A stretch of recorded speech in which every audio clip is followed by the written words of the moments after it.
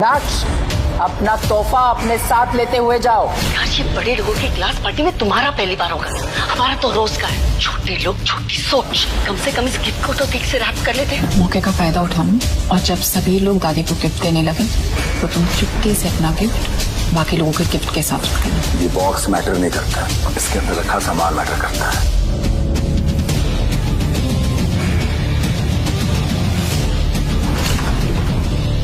इतना महंगा गिफ्ट, वो भी इस फर्नीचर के पास। इसके पास इतने पैसे कहाँ से आए? आखिर क्या है इस गिफ्ट बॉक्स का रहस्य, जिसे देख सबकी आंखें खुली की खुली रह गई। कौन है ये नक्श और क्या है इसकी कहानी? गरीब घर जमाई नक्श की रईसजादी पत्नी अनिका की दादी कल्याणी जावेरी का बर्थडे था। नक्श ने अनिका से प्रॉमिस किया था कि इस बार वो ऐसा गिफ्ट लाएगा जिसे देखकर जावेरी फैमिली के होश उड़ जाएंगे। ये क्या है? नक्श उस बॉक्स को खोलकर अनिका को दिखाना चाहता था कि उसने अनिका की दादी कल्याणी के लिए क्या लिया है। उसे लग रहा था कि गिफ्ट देखकर वो पूरी तरह से सरप्राइज्ड हो जाएगी। ये बॉक्स मुझे उन्हें ऐसे ही देना है और इसे गिफ्ट रैप करने का मेरे पास टाइम नहीं था। छोड़िए ना, ये बॉक्स मैटर नहीं करता है, इसके अंदर रखा सामान मैटर करता है।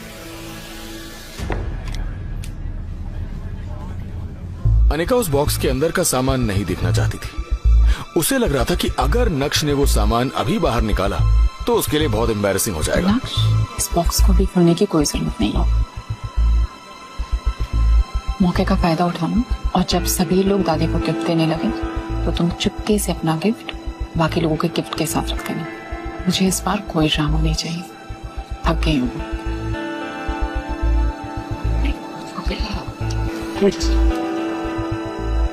जैसा तुम बोलो।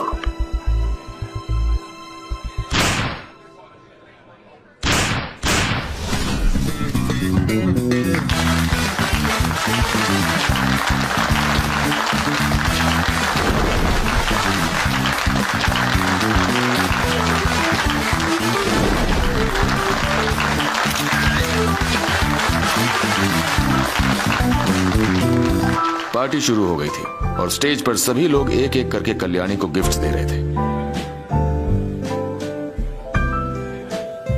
ऐसी पार्टीज में अक्सर ऐसा होता है कि सारी रिच फैमिलीज की नजर एक दूसरे के गिफ्ट्स पर होती है। सभी जानना चाहते हैं कि कौन क्या दे रहा है, किसका गिफ्ट सबसे ज्यादा वैल्यूएबल है। साथ ही साथ सभी कल्याणी के रिएक्शंस को भी नोटिस करते हैं ताकि उन्हें पता चले कि वो गिफ्ट कल्याणी को पसंद आया है या नहीं। पल्लवी,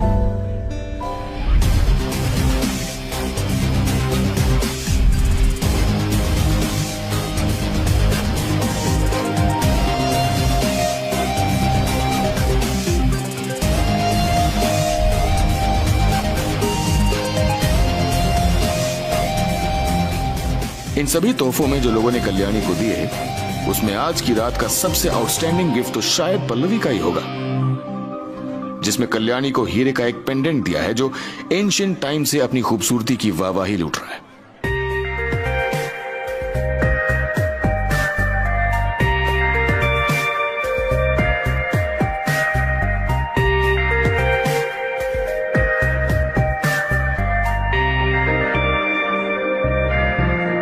ये लड़की शुरू से ही सबसे आगे रही और आज भी सभी से आगे है। अनफॉर्चुनेटली, भले ही तुम्हारी दादी तुमसे कितना ही प्यार क्यों न करती हो, लेकिन वो तुम्हें हमेशा के लिए अपने पास नहीं रख सकती। एक न एक दिन तुम्हारी शादी होगी और तुम दूसरे घर चली जाओगी। मैं उसके बाद तुम्हारा हिस्सा नहीं रह पाऊंगी। पल्लवी का कोई बॉयफ्रेंड भी नहीं है, लेकिन कल्याणी की सोच कहां से कहां पहुंच गई थी।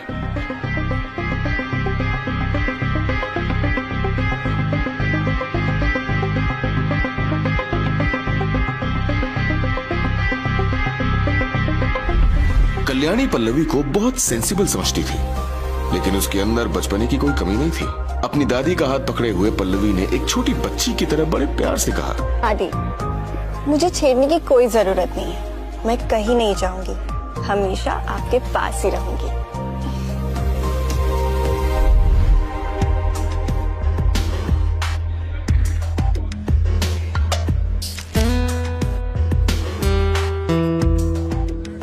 पल्लवी की सीट नक्श के बाजू में थी।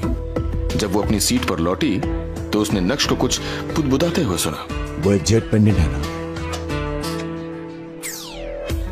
मुगल डायनेस्टी का पैलेस में रखने वाला आइटम, बहुत खूब।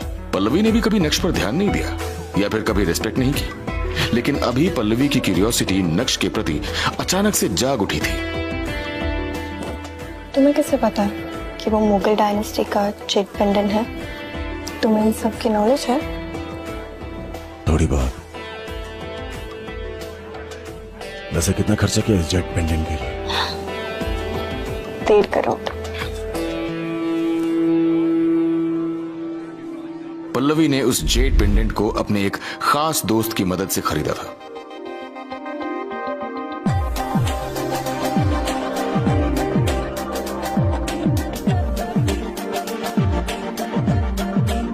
और उसे ये जेड पेंडेंट 20 से 30 लाख रुपए सस्ते में मिला था, क्योंकि शुरू से ही पल्लवी ने अपने दोस्तों को बता दिया था कि वो अभी अर्न नहीं करती है और उसके पास ज्यादा पैसे भी नहीं है।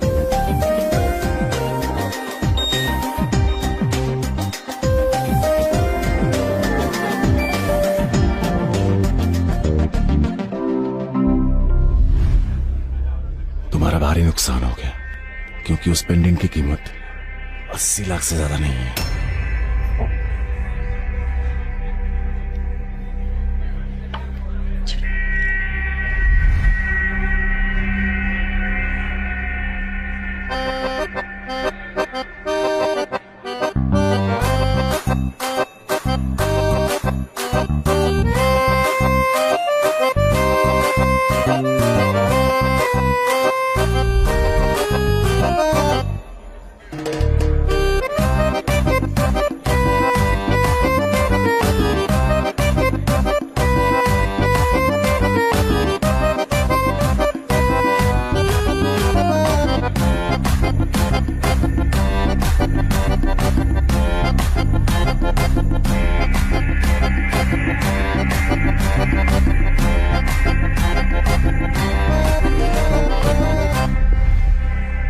क्या 80 लाख? लेकिन ऐसे कैसे हो सकता है? मैंने मेरे खास दोस्त की मदद से खरीदा है। वो तो कह रहा था कि इसकी कीमत 1 करोड़ 80 लाख है। देखो, जेड पेंडेंट की क्वालिटी 3 कैटेगरी में डिवाइड होती है: लुक, लिसन और टेस्ट। अगर कोई जेड बहुत ही ज्यादा ट्रांसपेरेंट है और ग्लॉसी है तो समझ जाओ कि वो सबसे बेस्ट जेड है। लेकिन तुमने जो पीस दादी को दिया है वो इतना ज्यादा ट्रांसपेरेंट नहीं था, और उसका कलर भी ऑफ ग्रीन था और टेक्सचर भी अनइवन था। उसे हम मीडियम क्वालिटी का समझ सकते हैं, लेकिन नॉट द हाईएस्ट क्वालिटी। इसीलिए उसकी कीमत 70 लाख है। अगर तुम्हारा दोस्त तुम्हें डिस्काउंट भी देता तो भी उसे 30-40 लाख का प्रॉफिट होता, लेकिन उसने तो सीधा 90 लाख का प्रॉफिट कमाया। तुम्हारा दोस्त।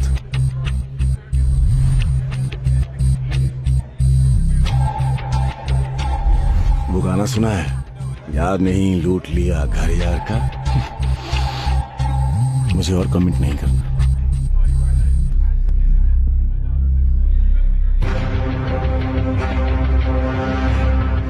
नक्श जो कुछ भी कह रहा था, पल्लवी उसे सुनकर दंग रह गई। उसे यकीन नहीं हो रहा था कि उसके दोस्त ने उसे चूना लगा दिया।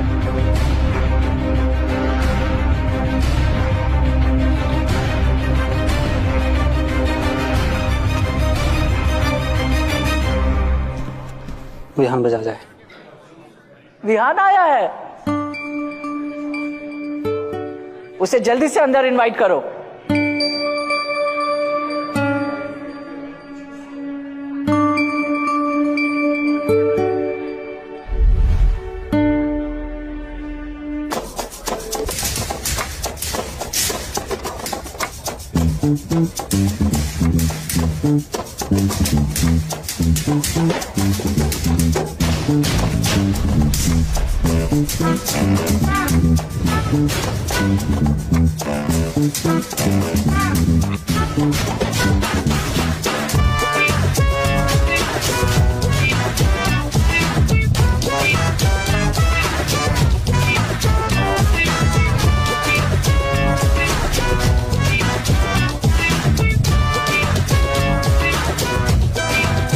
विहान के हाथ में कल्याणी को देने के लिए एक खूबसूरत सा गिफ्ट बॉक्स भी था।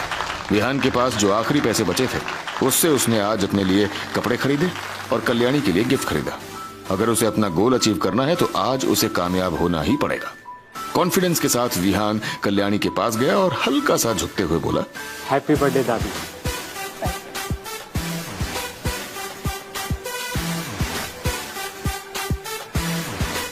दादी, आज आपका जन्मदिन है और मेरी तरफ से आपको लख लख बधाई। भगवान करे कि आप स्टैच्यू ऑफ यूनिटी की तरह हमारे साथ ऐसे ही खड़ी रहें हमेशा के लिए। एंड सॉरी दादी, काफी ट्रैफिक था इसलिए आने में थोड़ा लेट हो गया, और उम्मीद करता हूँ आप इस वजह से मुझसे नाराज नहीं होंगी। कल्याणी जानती थी कि विहान को अनिका बहुत पसंद है। विहान को देखकर कल्याणी के दिल में न जाने क्या क्या ख्याल आने लगे थे। अब जब आ ही गए हो तो कौन सा लेट और कैसा लेट। वैसे भी तुम अपने काम के सिलसिले में बहुत बिजी रहते हो, तुम कंसिडरेट भी हो। स्पेशली यहाँ आए मुझे बहुत अच्छा लगा।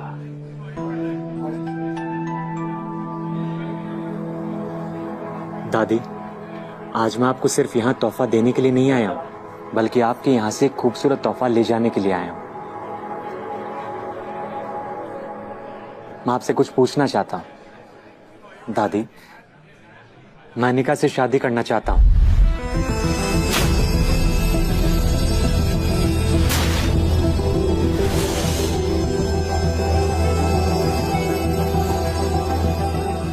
कल्याणी ने घूरते हुए विहान को देखा और उसके बाद उनकी नजर अनिका पर जाकर टिक गई थी।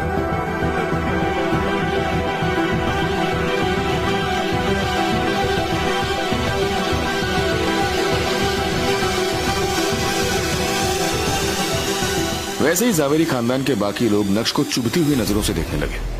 भले ही अनिका की शादी नक्श से हो गई थी, लेकिन जावेरी खानदान में नक्श की औकात ऑलमोस्ट जीरो थी।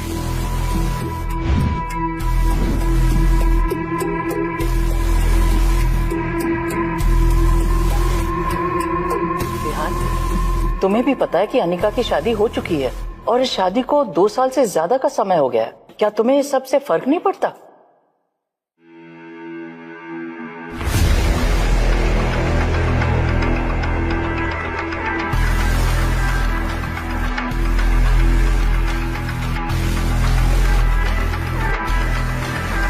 नहीं दादी, मुझे किसी चीज से कोई फर्क नहीं पड़ता।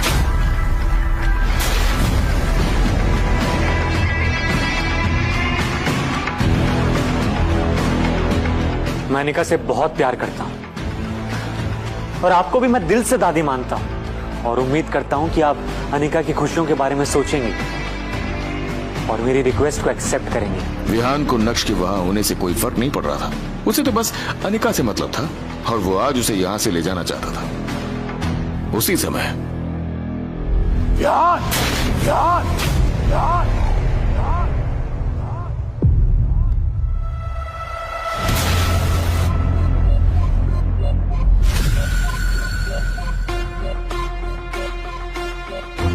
मुझे ये तो पता था कि तुम बहुत घटिया हो, लेकिन इस लेवल के घटिया हो कि मेरी बीवी तक पर तुम्हारी नजर है। शायद शर्म तुम्हारे घर पर कभी आई नहीं होगी। नक्श की आंखों में गुस्सा साफ दिखाई दे रहा था।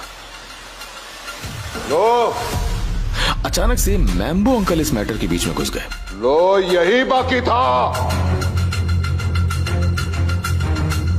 कि तुम्हारी जबान ज़वेरी खानदान के बीच चले। अब लगता है कि तुम्हारे पर काटना जरूरी है। ज्यादा उड़ो मत, ज्यादा उड़ो मत।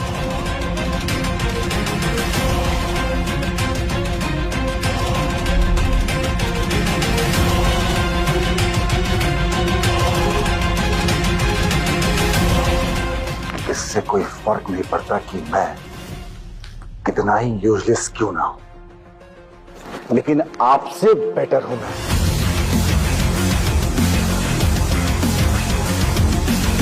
इसे इस भानुशाली ग्रुप ने कचरे की तरह निकालकर अपने ऑफिस से बाहर फेंक दिया था।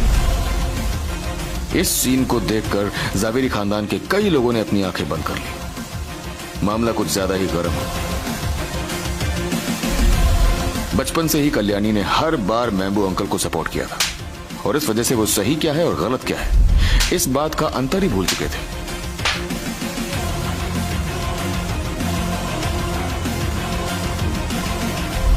यही वजह है कि उन्हें दूसरों के मामले में घुसना और लड़ाई झगड़ा करना बहुत अच्छा लगता था। आज भी वो यही कर रहे थे। जवानी के दिनों से ही मैम्बो अंकल ने कॉलेज में खूब दंगे फसाद किए थे।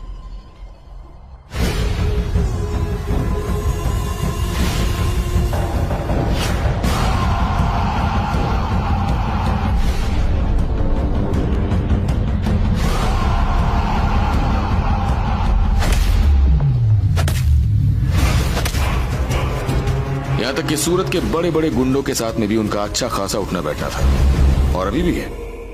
नक्श तो उनके सामने उड़न खटोला है, एक पंच में पता नहीं कहां से कहां चला जाएगा। लेकिन उसके बाद भी उसने मैम्बो अंकल से पंगा ले लिया था, और ये देखकर जावेरी खानदान के लोग फुसफुसाने लगे थे। हो गया कल्याण, आज की रात नक्श के लिए अच्छी जाने वाली नहीं है। बरोबर छे, इसका कोई हक नहीं बनता कि यह हमारे जावेरी खानदान के बीच में कुछ बोले। किसी ने भी मैम्बो अंकल को रोकने का इनिशिएटिव नहीं लिया। सभी नक्श को मार खाता हुआ देखना चाहते थे। नक्श अभी भी अपनी जगह पर खड़ा हुआ था, और उसकी बॉडी लैंग्वेज में कोई भी चेंजेस नहीं आए थे। उसके चेहरे पर डर दिखाई ही नहीं दे रहा था। साले कमीने, तेरी इतनी हिम्मत! खड़े खड़े क्या कर रहे हो? जल्दी करो और निकलो यहाँ से।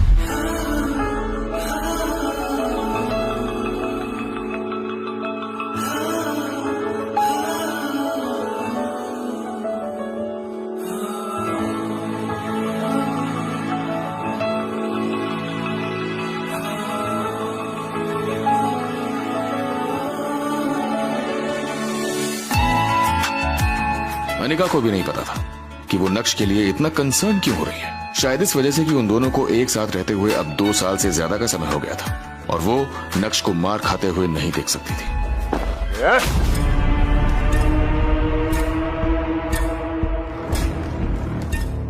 सारी ताकत मुझ पर ही आजमानी है। तू मेरे गुस्से और ताकत को नहीं जानता। कुत्ते कमीने, मैं तेरा खून पी जाऊंगा। सभी इस सीन को गौर से देख रहे थे। जैसे ही मैम्बो अंकल ने मुक्का मारने के लिए अपना हाथ नक्श की ओर बढ़ाया, वैसे ही नक्श ने तुरंत ही उनका हाथ पकड़ लिया। मुझसे बहुत लोगों को नफरत है ना। मेरी जिंदगी लेने का ख्याल बहुत बार आया होगा दिमाग में कि मैं कीड़ा मकोड़ा हूं तुम लोगों की नफ्सों, जो घुस आया है तुम लोगों की जिंदगी। मुझसे बहुत नफरत है ना, मुझसे घिन आती है। जब ये हाथ पड़ेगा ना तो बदबू आएगी। ये बोलकर नक्श ने मैम्बो अंकल की रिस्ट को हल्का सा ट्विस्ट कर दिया। सभी के कानों में सबसे पहले एक क्रिस्प साउंड सुनाई दी, और उसके बाद मैम्बो अंकल के मुंह से जैसी आवाजें निकली जैसे मानो नक्श ने मुर्गे को हलाल कर दिया हो। ये बोलते हुए नक्श ने मैम्बो अंकल की छाती पर एक जोरदार मुक्का चढ़ा, और मैम्बो अंकल हवा में उड़ते हुए कुछ मीटर दूर जा गिरे।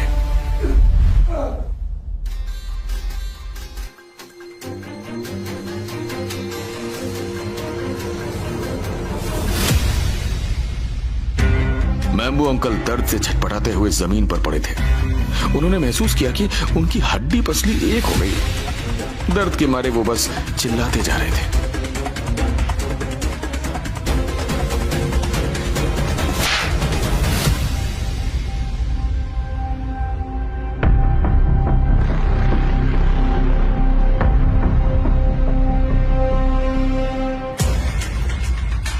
तुम अपने आप को समझते क्या हो? आज कल्याणी जी का जन्मदिन है, खुशी का दिन है, और तुम्हारी ये हिम्मत कि आज के दिन यहाँ तमाशा खड़ा कर दिया।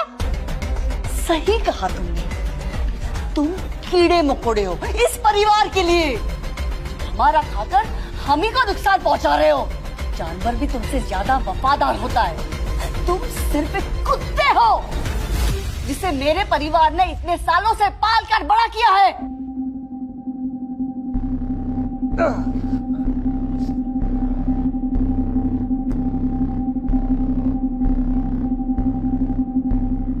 अगर तुझे भी लगता है कि इतना सब होने के बाद तो आराम से जी पाएगा, तो अब वो नहीं होगा। तूने सांप के बिल में हाथ डाला है। अगर मैंने तुझे यहाँ जान से नहीं मारा तो मेरा नाम भी नवीन जावेरी नहीं है। जहां सभी लोग नक्श को देख रहे थे, वहीं नक्श का ध्यान मैम्बो अंकल की बातों पर बिल्कुल भी नहीं था। अपनी जगह पर खड़ा रहकर वो तो चित्रा को देख रहा था। पता नहीं क्यों, लेकिन जब चित्रा ने नोटिस किया कि नक्श लगातार उसे ही देख रहा है तो उसे बहुत डर लगने लगा था।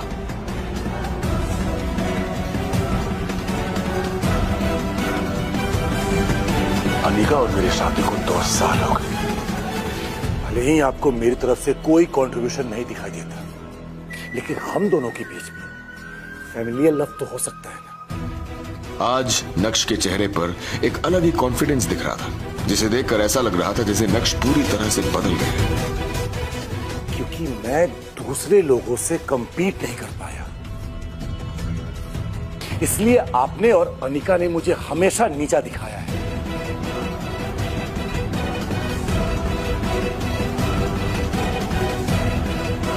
इस थप्पड़ को मैं याद रखूंगा।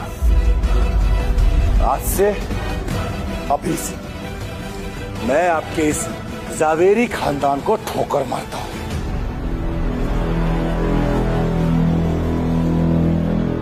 अरे इस छोटी जगह और आप जैसे छोटे लोगों के बीच में मैं कभी नहीं आऊंगा, जिन्हें इंसान नहीं, रुतबा और दौलत इंसानियत से बड़ा लगता है।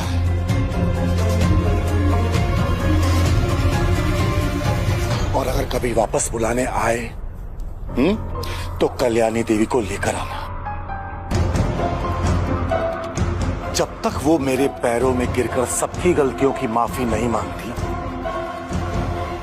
तब तक मेरी जूते की नोक पे रहोगा तुमसे।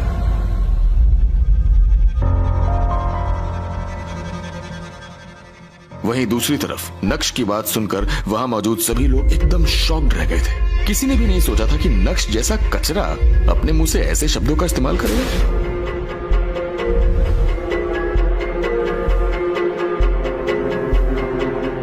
अरे रोको इसे जाने मत दो। मैम्बो अंकल के आदेश का पालन किसी ने भी नहीं किया। कोई भी अपनी जगह से हिला तक नहीं। जावेरी खानदान में कौन नहीं चाहता था कि वो कचरा यहाँ से नहीं जाए। नक्श ने तो ये तक कह दिया कि अगर उसे वापस बुलाना चाहते हो तो कल्याणी को उसके पैरों में गिरना होगा। इस बात पर तो नक्श को बहुत मार पड़नी चाहिए, लेकिन कोई हिम्मत ही नहीं कर रहा था। तुम्हें जाने के लिए किसने कहा? रुको। जैसे ही मैम्बो अंकल ने अपनी बात खत्म की, वैसे ही रंगरेज रेस्टोरेंट के सामने एक के बाद एक कई काली स्कॉर्पियोज आकर रुकनी शुरू हो गई। शहर के सबसे बड़े और महंगे रेस्टोरेंट में ये पार्टी हो रही थी, इसीलिए सभी इस फिल्मी नजारे को आसानी से अपनी आंखों में कैद कर सकते थे। देखते ही देखते सभी गाड़ियों से उतर के पार्टी हॉल की तरफ बढ़ने लगे।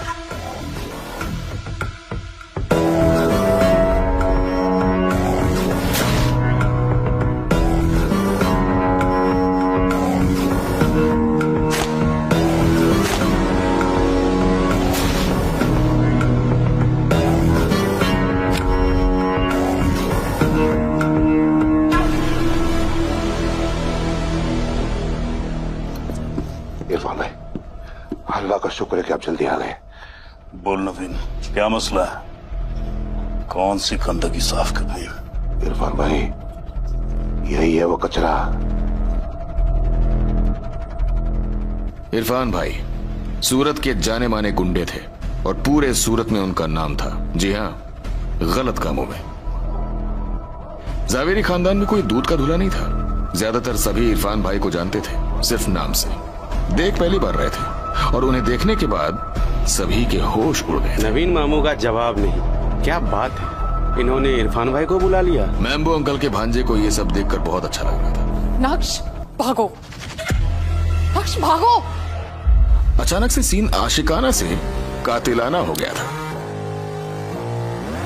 अनिका ने भी इरफान भाई का नाम पहले से सुन रखा था।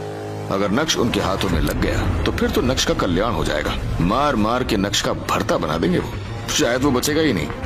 अनिका के मन में ये सारी बातें चल रही थी।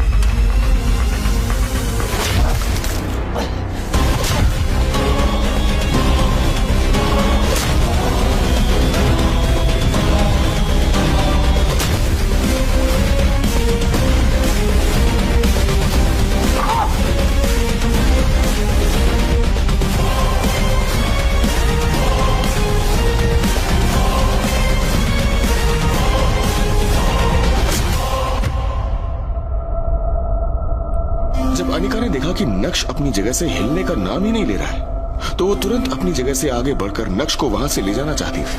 अनिका, ये तुम क्या कर रही हो? क्या तुम पागल हो गए हो? सामने इरफान भाई हैं, वो मेल फीमेल कुछ नहीं देखते हैं, उनका बस चाकू चलता है। अगर तुम्हें कुछ हो गया तो मेरा क्या होगा? किसी की भी हिम्मत नहीं थी कि वो इरफान भाई को प्रोवोक करे। इरफान भाई वाकई में काफी रुथलेस इंसान थे। तानाशाही दिखाते हुए बोले, भाई क्यों मेरे हाथों खून कराना चाहते हो अपना? मुझे मारना पसंद ही नहीं है, बल्कि बहुत पसंद है।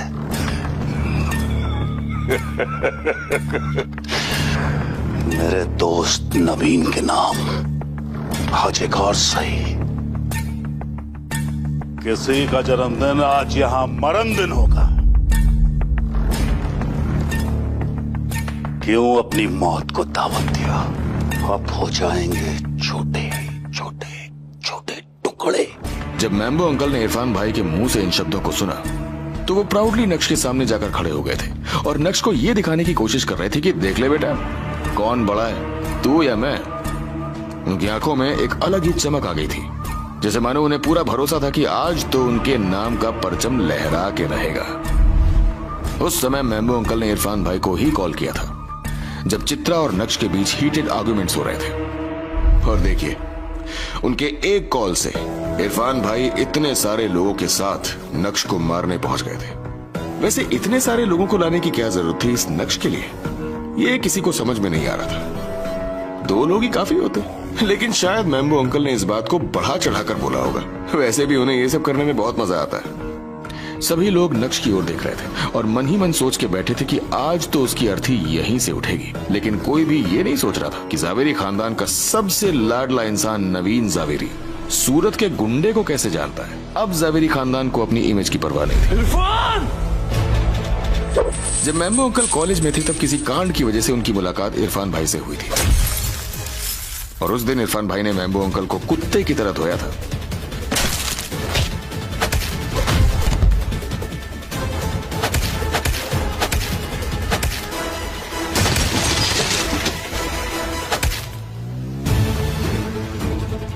उस दिन के बाद से मैम्बो अंकल ने इरफान भाई के मामलों में कभी पंगे नहीं ली, बल्कि हमेशा से उनसे दोस्ती करने की कोशिश की।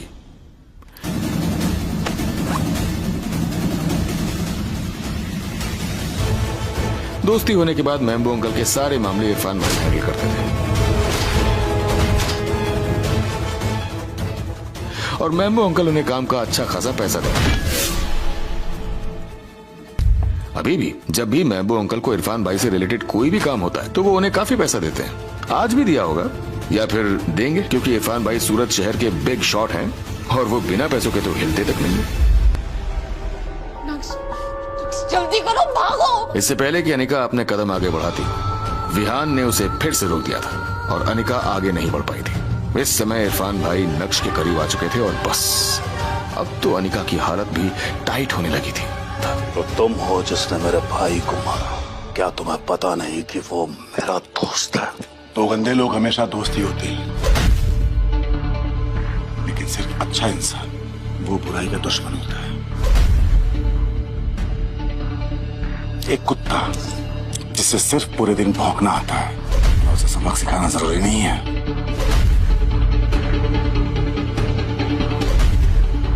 इतने साल से शहर पे दबदबा है मेरा, लोग जानते ही नहीं, मानते भी हैं, इसलिए जुबान पे कंट्रोल करके अपने आगे सर झुकाते हैं। लेकिन तू बच्चा है, इसलिए जुबान पे कंट्रोल नहीं कर पाया और आंख मिलाकर इरफान से बात कर रहा है। आपकी हिम्मत सिर्फ इसलिए बढ़ी है क्योंकि आज तक आपका सिर्फ डरने वालों से पाला पड़ा है, लेकिन आज आपको पता चलेगा कि मर्द क्या होता है। नक्श की नजर एक बार भी उस चाकू पर नहीं गई थी जो इरफान भाई ने उसके कंधे पर टिका रखा था। मैम्बो अंकल को यह सब देखकर बहुत मजा आ रहा था, क्योंकि नक्श इरफान भाई को गुस्सा दिला रहा था और इरफान भाई का तांडव तो मैम्बो अंकल पहले ही देखे हुए हैं, तो उन्हें तो नक्श का आधा कटा हुआ शरीर दिखाई दे रहा था। और ये सब सोचकर ही उनके चेहरे पर मुस्कान आ गई थी। इरफान भाई को मैम्बो अंकल से बेहतर कोई नहीं जानता था। इरफान भाई को किसी का भी डर नहीं था, पुलिस का भी नहीं, क्योंकि उनकी तरफ से पुलिस वालों को हफ्ता पहुंचा दिया जाता था। ऐसे में अगर अनिका को लग रहा है कि उसे पुलिस को कॉल करना चाहिए और पुलिस आकर नक्श को इरफान भाई से बचा लेगी, तो ये केवल एक सपना है। किस खानदान का लहू तेरी रखूं मैं? पता नहीं क्यों, लेकिन इरफान भाई को नक्श को जाना पहचाना सा लग रहा था, लेकिन वो ठीक से याद नहीं कर पा रहे थे कि उन्होंने नक्श को पहले कहाँ देखा है। आप लोगों की खुद तो बेहतर ही है, जो कमजोरों को नहीं डराते और ना ही उनको पर हाथ उठाते। हमारा हाथ हमेशा इज्जत बचाने के लिए उठता है। नक्श के चेहरे पर ना तो कोई डर था और ना ही कोई शिकन। ऐसा लग रहा था जैसे नक्श के शरीर में कोई भूत आ गया था। नक्श की बात सुनकर जावेरी खानदान के लोग पूरी तरह से शॉक थे। उन्हें लग रहा था कि नक्श खुद ही अपनी मौत को इनवाइट कर रहा है, लेकिन उससे भी ज्यादा लोगों के मन में ये सवाल था कि नक्श में अचानक से इतनी हिम्मत कहां से आ गई थी कि वो इरफान भाई से भी भिड़ने को तैयार खड़ा था। कल्याणी को यह सब बिल्कुल भी अच्छा नहीं लग रहा था, लेकिन इरफान भाई की फियर्स रेपुटेशन के चलते उसकी कुछ भी बोलने की हिम्मत नहीं हो रही थी। ऊपर से इस मामले में उनका लाडला नवीन भी शामिल था, जिसे इरफान भाई अपना भाई बोल रहे थे। तो ऐसे में कल्याणी बस तमाशा देखने के अलावा और कुछ भी नहीं कर सकती थी। लेकिन अंदर ही अंदर कल्याणी को बहुत रिग्रेट हो रहा था, और उसकी वजह मैम्बो अंकल थे। मैम्बो अंकल की स्कूलिंग सूरत में ही हुई थी, लेकिन उन्होंने अपना कॉलेज और बाकी के सारे कोर्सेज मुंबई में किए थे। मुंबई जाने के बाद ही मैम्बो अंकल को लड़ाई झगड़े और दंगे फसाद करने का शौक चढ़ा था। कल्याणी ने मैम्बो अंकल को इससे दूर रखने की बहुत कोशिश की, लेकिन वो दूर नहीं हो पाए। इसलिए कल्याणी ने बाद में मैम्बो अंकल को इटली में सेटल कर दिया था। वहां जाने के बाद मैम्बो अंकल में काफी चेंजेस आए, लेकिन वो कहते हैं ना कि कुत्ते की दुम कभी सीधी नहीं होती।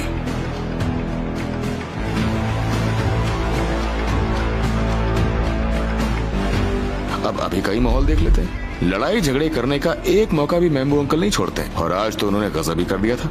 अपनी माँ की जन्मदिन पार्टी में एक गुंडे को बुला लिया था। भाई, इस लड़के को बोलने की जरा भी तमीज नहीं है।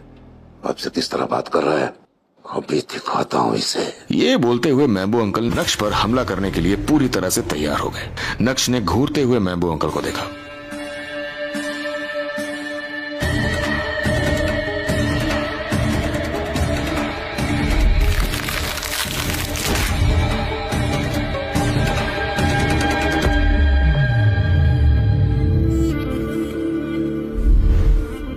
और उसके बाद अपनी नजर इरफान भाई पर टिका दी और इरफान भाई के कान में कुछ कहा। जैसे ही नक्श के मुंह से शब्द बाहर आए, वैसे ही इरफान भाई के चेहरे के एक्सप्रेशंस पूरी तरह से बदल गए थे। ऐसा लग रहा था जैसे कि इरफान भाई को अपना अतीत याद आ गया था। नक्श की बात सुनकर इरफान भाई को याद आ गया था कि उन्होंने नक्श को कहां देखा था। अचानक इरफान भाई ने अपने हाथ में पकड़े उस चाकू को फेंका और तुरंत ही नक्श के सामने हाथ जोड़कर झुकते हुए बोले, या अल्लाह, ये मुझसे क्या हो गया? मुझे माफ कर दो मालिक। ये नजारा देखते ही मैम्बो और जावेरी फैमिली के होश उड़ जाते हैं। बहुत बड़ी गलती हो गई मालिक। जिस इरफान भाई के सामने सारा शहर झुकता है, तो फिर अचानक इरफान भाई क्यों नक्श के सामने झुक गया? ऐसा क्या कहा नक्श ने इरफान भाई के कानों में जो उसके पैरों तले जमीन खिसक गई? किस बात का डर है इरफान भाई को नक्श से, जो उसके सामने हाथ जोड़कर झुक गया? क्या नक्श अब इरफान भाई को ऑर्डर देगा और मैम्बो अंकल को सजा दिलाएगा? क्या नक्श की पत्नी अनिका नक्श को तलाक देकर विहान वजह से शादी करना चाहती है? मुझे माफ कर दो मालिक। मैम्बो अंकल और कल्याणी देवी नक्श से अपनी बेइज्जती का बदला लेने के लिए अब क्या चाल चलेंगे? माफ कर दो मुझे प्लीज। नक्श, अपना तोहफा अपने साथ लेते हुए जाओ।